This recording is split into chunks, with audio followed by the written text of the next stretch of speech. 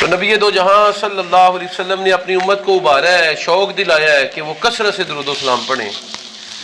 رسول دو عالم صلی اللہ علیہ وسلم کا ارشاد ہے، من صلی علی واحدۃ صلی اللہ علیہ عشر، جو بندہ مجھ پیغمبر پر ایک مرتبہ درود و سلام پڑھے گا، اللہ کریم اس پر 10 رحمتیں نازل فرمائے گا۔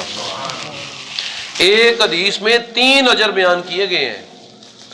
فرمایا جو نبی دو جہاں صلی اللہ علیہ وسلم پر ایک مرتبہ درود و سلام پڑھے گا، اللہ اس پر 10 رحمتیں نازل فرمائے گا، اس کے 10 گناہ معاف کر دے گا اور 10 درجے اس کے آخرت میں بلند کر دے گا۔